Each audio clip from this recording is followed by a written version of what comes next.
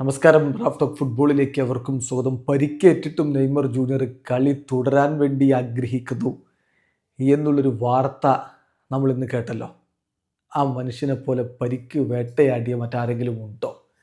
പരിക്കേറ്റ് നീണ്ട നാളുകൾ പുറത്തിരിക്കേണ്ടി വരിക, റിക്കവറി പ്രോസസ്സിലൂടെ കടന്നു പോകും. ഒട്ടും എളുപ്പമല്ല. വളരെ വേദന അനുഭവിച്ചുകൊണ്ട് കഴിഞ്ഞ റിക്കവറി സ്റ്റേജിലൊക്കെ അദ്ദേഹം കടന്നുപോയി നമ്മൾ കണ്ടു. കാൽമുട്ടിൻ്റെ ആ ഒരു ശസ്ത്രക്രിയയും മറ്റുമൊക്കെ കഴിഞ്ഞപ്പോൾ നെയ്മറെ പരിക്ക് വേട്ടയാടിയ പോലെ മറ്റാരെങ്കിലും വേട്ടയാടിയിട്ടുണ്ട്? നമ്മളൊന്ന് പരിശോധിക്കുകയാണ് നെയ്മറുടെ പരിക്കിൻ്റെ പ്രശ്നങ്ങൾ 2013-14 മുതൽ ഇങ്ങോട്ടുള്ളത്. അതായത് അദ്ദേഹം ബ്രസീലിയൻ ക്ലബ്ബ് വിട്ട് സാന്റോസ് വിട്ട് യൂറോപ്പിലേക്ക് ചേക്കേറിയതിന് ശേഷമുള്ള പരിക്കിൻ്റെ കാര്യങ്ങളാണ് നമ്മൾ നോക്കുന്നത്. 2013-14 സീസണിൽ അദ്ദേഹം പരിക്ക് പറ്റി 59 ദിവസങ്ങൾ പുറത്തിരുന്നു. ബാഴ്സലോണയ്ക്ക് വേണ്ടി കളിക്കുന്ന സമയത്താണ് 17 മത്സരങ്ങൾ അദ്ദേഹത്തിന് നഷ്ടമായി. 2014-15 സീസണിലാവട്ടെ ബ്രസീലിലൊക്കെ കളിക്കുന്ന സമയത്തൊക്കെ അദ്ദേഹത്തിന് പരിക്കൊക്കെ പറ്റുന്നു. 39 ദിവസങ്ങൾ അദ്ദേഹത്തിന് നഷ്ടമായി. 3 മത്സരങ്ങളാണ് ആ ഒരു കാലയളവിൽ അദ്ദേഹത്തിന് മിസ്സാകുന്നത്.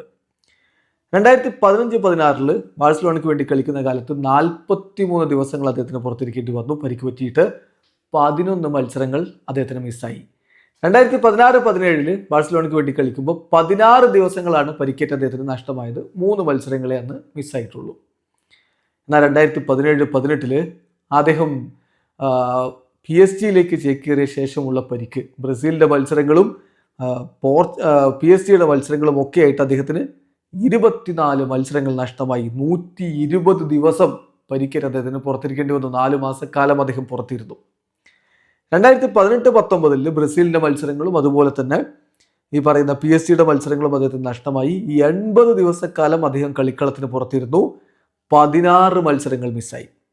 2020-21 ഇതുപോലെയൊക്കെ തന്നെ ആവർത്തിച്ചു. 100 ദിവസങ്ങൾ അദ്ദേഹം പുറത്തിരുന്നു. അദ്ദേഹത്തിന് 22 മത്സരങ്ങളാണ് നഷ്ടമായത്. 2021-22 115 ദിവസങ്ങൾ പരിക്കേറ്റ് പുറത്തിരുന്നു.